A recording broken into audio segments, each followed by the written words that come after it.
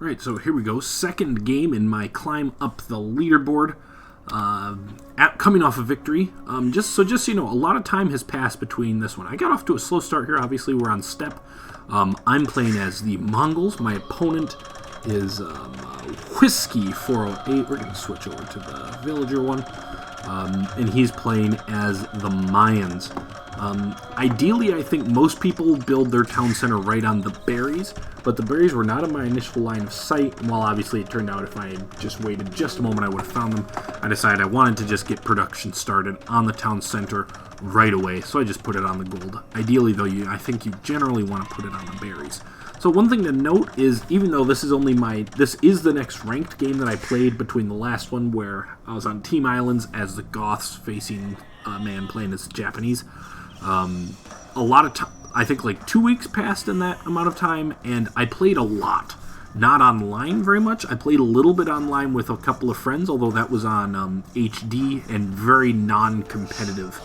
I mostly played a lot against the AI to try and get my build orders a little bit better, and I think it shows quite a bit here. So you could tell that my start and general build order in the early game of that one was a little sloppy at times. We do a lot better here. So we find all of my sheep out the gate first off. Much better scouting, much cleaner scouting. I've already got pretty much all of my resources found. I think I'm going to find my last two sheep up here.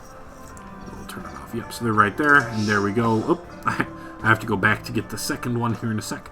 But we're going to get all of my sheep. There we go. So we get all of our sheep. We see our boars. Well, I see my boars. I see my starting resources all here in the opening moments of the game. So really much better scouting. That's one small mistake that I realize is that somehow I let this villager kill an extra sheep, which is frustrating, but it happens sometimes. That even happens to high-level players. So, here we went for Mongols. So Steppe, obviously there's lots of stuff to hunt in the middle of the map, and Mongols, of course, get the bonus to their hunting. So I figured, well, we'll go with Mongols. They seem to be a fairly meta pick on this map. Ironically, I'm going to end up not doing any hunting at all in this game, which is a little bit ironic given that. But still, I think that it's a pretty good Civ's choice. So once again, ideally, I think you want to put I want to put the town center on the berries, because you're going to be needing to collect the berries very quickly, more often, and then you can put your mill. We can build a mill somewhere out here to take deer. So for the strategy here, we're going for a fast castle into knights. So obviously we've got 6 on sheep. We put 4 onto wood. I accidentally started on gold before I built my mill, but this villager is building another house, plus the mill, and then we'll go to berries. We've already collected our first boar. We'll get on the second one soon. We've got 3 on gold, so that we'll be able to do a fast castle at 28 population, and then go straight into knights. My opponent, Mr. Whiskey, as you can see, first off, just by the population at the bottom, we're keeping right even in population. I don't know what his rating was. I would try to look it up before this, but I believe that the servers are actually on maintenance right now. I think planned maintenance, so I was not able to get in to look it up. But I don't know what his rating is, but he clearly has at least some idea with what he's doing, at least early in the game. You can see he's keeping right up with me in villager count. The one thing is he's a little bit, I'm not sure why he put his lumber camp over here instead of just back here somewhere, but that's kind of whatever. So overall, though, he certainly seems to have a certain amount of competence with all of this. So overall, though, this is I really think that I made a pretty nice start for myself. I managed to keep myself from getting housed here. I think all the way through the Dark Age I'm going to keep myself from getting housed, which is obviously a big issue for newer players a lot of the times, which, once again, when I say this is an issue for a lot of newer players, that includes myself. I'm very much a newer player. Is that my second boar? I think that I'm on my second boar. So I managed to not get anyone killed by the boars. We're now off the boar, and then we'll finish off the sheep. We're sending one more to this wood line, and then we'll make another lumber camp with 5 villagers on it as well. We've got our first farms up too. So overall, I think this is a really nice start for me, far better than the last game. And even though it's not ranked online, I think that the differences in the starts and how much cleaner this one is pretty good evidence. So you can see we're starting our other wood line there. I don't know why I picked that. Oops, right, we're not on myself. When I look at it, and I guess I couldn't really see that one. I think it would have been better just to start my other lumber camp here. It's a little easier defended. It's a little more hidden. So I think that would have been better, but in the end it's not that important. And I've also got another house here. I noted, and I did not plan on building that one. I just noticed I was at 23 pop. And I know that if you're at constant production, you need to build a house when you're 2 away from being housed, because that's about how long building a house takes. So, yeah, we've got good farms being built here.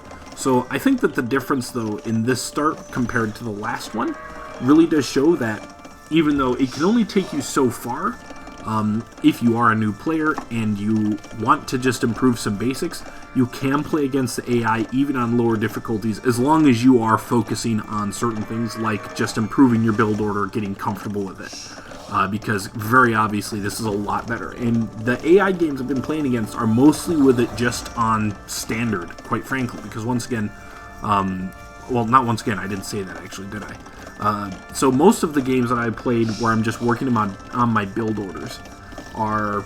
So there's obviously, in Definitive Edition, there's achievements to win a game as every civilization, and I'm kind of a nerd like that, so I want those achievements, and so I've just been working through all of them, and I just put the AI on standard difficulty, which is an easy difficulty, but standard, not easiest, just because I don't want to have to worry too much. I put on a podcast or whatever, and I'm just working my way through the various civilizations. So even doing that, as long as you are focusing on your build order and playing as though you're trying to fight someone else, it can be useful. I think that you see that even in this. And so you can see here, my opponent is going up to feudal age before me, and but they are a few population behind me. So hypothetically, I should be able to have a faster castle time, even though he is ahead of me into the feudal age. You can see he's already got a barracks up, and he is walling himself in. One thing that is a little bit...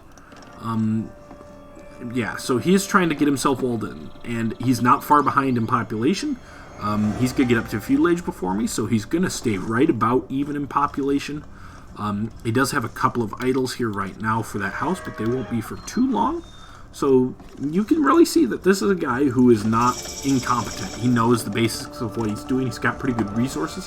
If he wants to, he's going to be able to get to Castle Age pretty quickly. He'll have to build a few buildings, obviously, here. But one thing that's a little bit funny is he decided to wall this off, but, like, all of this is still open. This isn't necessarily a bad thing to do, I don't think, just because, so this villager, I'm guessing at least, was probably over here, and he decided he just needed a house, so he figured he may as well wall it off. It's never a bad thing to do a little extra walling. Simply put, it is never a bad thing to do that. But it is just a little bit funny to see. He's got this huge gap here, but he's making sure to get that walled off there.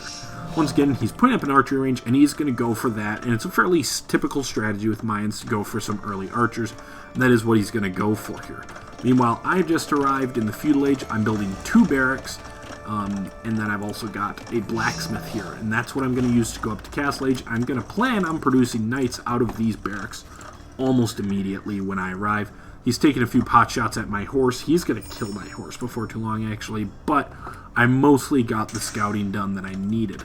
And I see his archery range there, so I can now pretty much assume that he's going for those archers. Once again, the combination of seeing the archery range, the fact that he is Mayans, who of course are pretty common to see that archer push with, just kind of made sense. So I see that, and then my horse is actually going to stop there, and I forget about it, and his archers come out and shoot it in a little bit. But I'm feeling pretty good because obviously, so I'm already on my way to Castle Age because I'm pretty confident that I'm going to be able to beat him up to Castle Age. Just because I really feel confident with this fast castle build, at least the early game. You can see everything's going pretty well. I've had very few idle villagers this whole time. I did decide to re-put my mining camp there, so we eventually got to a slightly more covered spot. Not a huge deal, though. But yeah, the one thing, I should have just sent something to try and kill his horse that's sitting there. It ends up not doing him a lot of good, but obviously he's got a horse sitting there, so he sees I've got both stables. So he should know pretty clearly what is coming, either scouts or knights.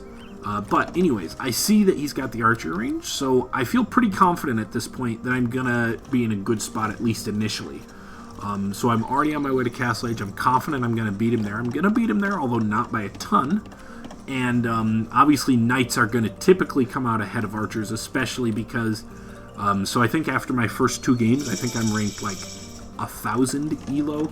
I'm pretty confident you're not going to have the sort of micro that you need in order to, you know, have archers come out even remotely favorably against knights. And so I get the knight production underway right away. That's just a misclick, and I am going to avoid actually creating a scout. So we're going to create 6 knights right out the gate here. And pretty soon I'm going to start getting them their upgrades. I actually researched Bloodlines. Bloodlines is the hit points one, I think. And then Husbandry is the make them faster. I don't get I actually forget to get Husbandry. Should have gotten it earlier than I end up getting. If I've got those mixed up, my apologies. But the more hit points one I actually researched in Feudal Age, and I've already researched a couple of the blacksmith upgrades. Yeah, and there, he just shot my horse, unfortunately, and he's in Castle Age. And I actually was kind of worried about that. I was hoping to get up quite a bit faster than him, and he's right behind me. So I'm actually a little bit worried that maybe he's seen my stables and has decided not to go archers. But I'm pretty committed to the castle push at this point. I make a monk just to grab that relic that's right there.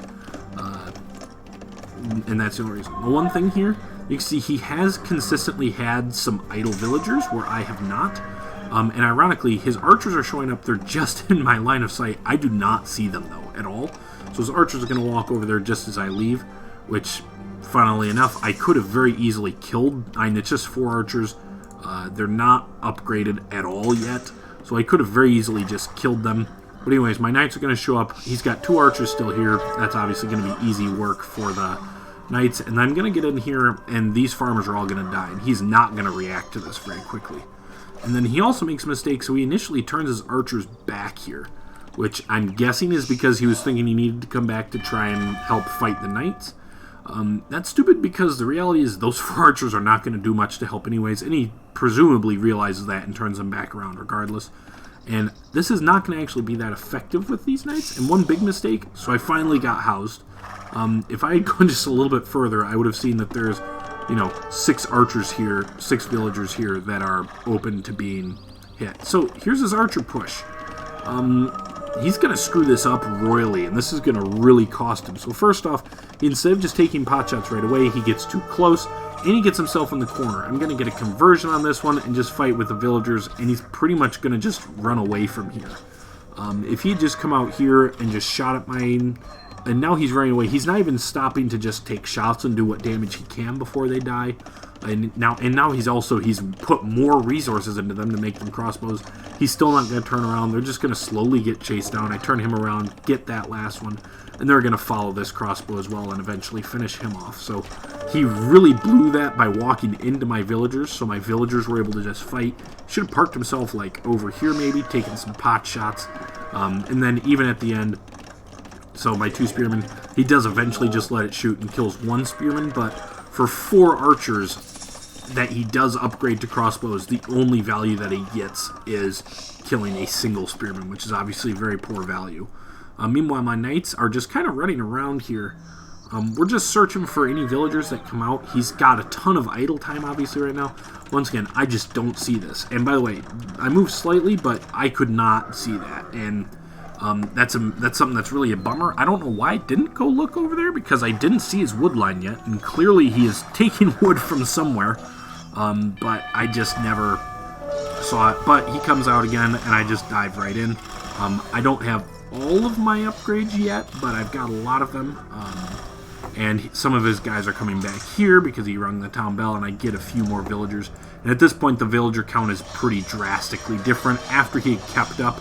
And so he's really in a bind at this point. The good news is, though, I didn't see this. If I had seen this, that would have been GG right there, I think, realistically, if I'd gotten all of those villagers. But now he's got 2 town centers up. So he's got these defended, so he can take wood. He can mostly stay on his farms.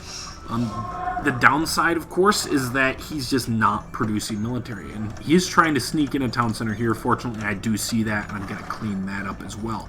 So, what do? We build a siege workshop. to try and make a push on him here. And, it's something that I brought up in the last replay that I did. But you look at his resources, he doesn't have a ton, but he just doesn't produce enough. He's finally producing some spearmen. For some reason, he gets squires, which I get from a certain point while he wants to chase after my cavalry. But even with squires, you're not going to be able to really chase the cav. I don't know why I parked my cavalry there. I think I wanted to check some other stuff, so I came back here and wanted to do a couple of things, so I just parked them there, figuring that'd be a safe spot for them. So I understand that you maybe want to chase after them, but that doesn't really help that much in this case, to be honest, because you're still not faster than the knights.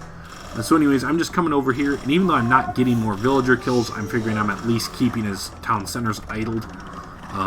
So I'm just kind of scooting around here. This is actually a nice job by him for walling in those lumberjacks, trying to keep himself safe. But so, like, you look now, he's got plenty of wood, he's got plenty of food. He should absolutely be producing more. I don't know why you don't have some of these guys quick put down another barracks or another archery range or whatever. Something to try and fight back, but he just doesn't. And all of his spearmen are staying in there. He wants to wait for squires and pikemen upgrades. Meanwhile, more knights are showing up and the rams, and I believe the knights now have all of their upgrades, I think. So it's really in a tough spot here for him, and the rams are going to come up. This wall just never got in right. He's going to get this town center up at this point, but now the rams are here. I decided to start with the archery range, which I actually shouldn't have. The thought process was, well, he wants to make archers, so I'm going to get rid of that first, but at this point, archers shouldn't scare me. I've got enough knights that I can kill pretty much anything that comes out of there. Should have actually focused on the barracks first, because he can produce things out of there that could actually give my knights some trouble. But at this point, he's clearly given up. He's not even ringing the town bell, and he's going to GG right there. So, really, oops, meant to stay on the map there.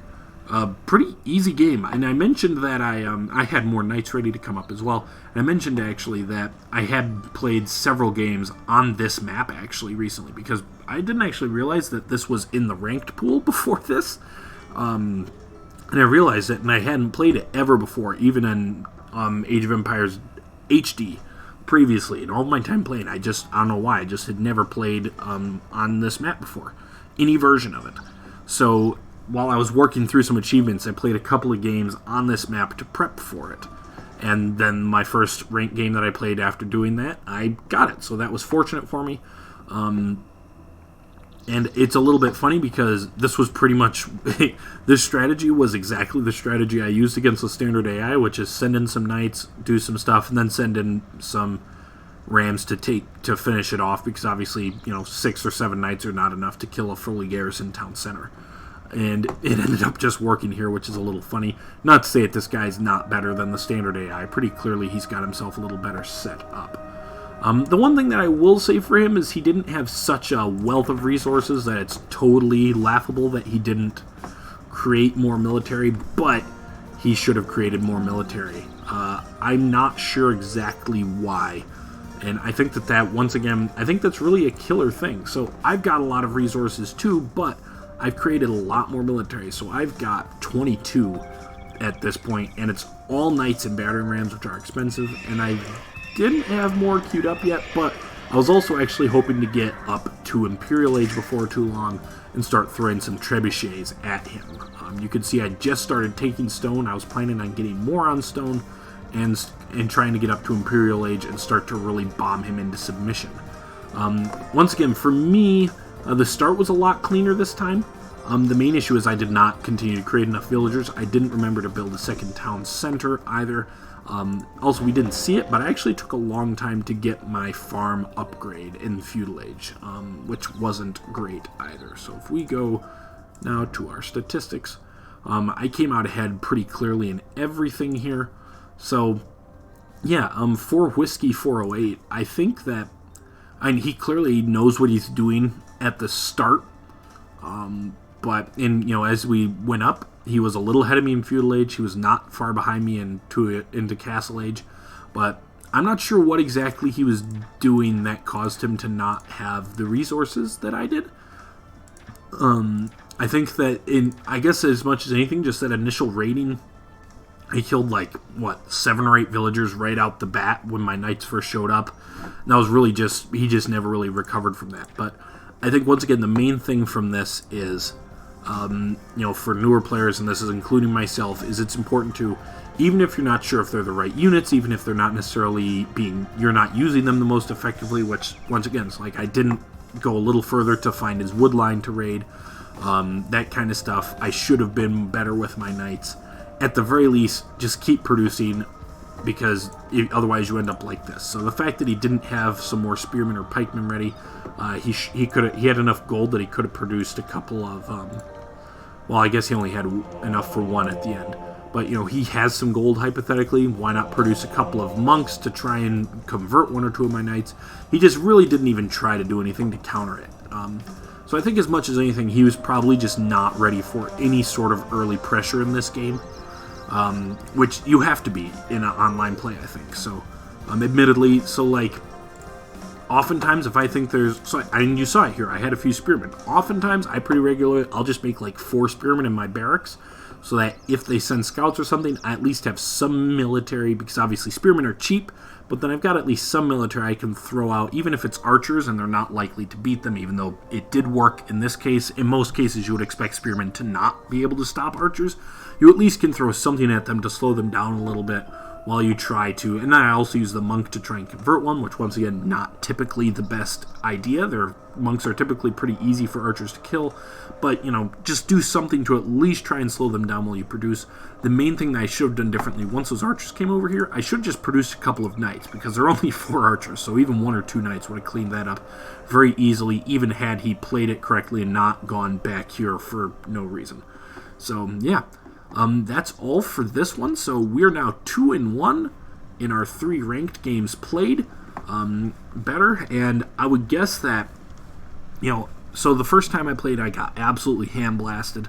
I might get a couple other games against lower-level players that I maybe am able to comfortably beat, just because I've got a pretty good, I've got my build order down fairly comfortably, and I'm fairly comfortable with this strategy, and this is a pretty mainline strategy: send in knights, raid, and then going for the kill.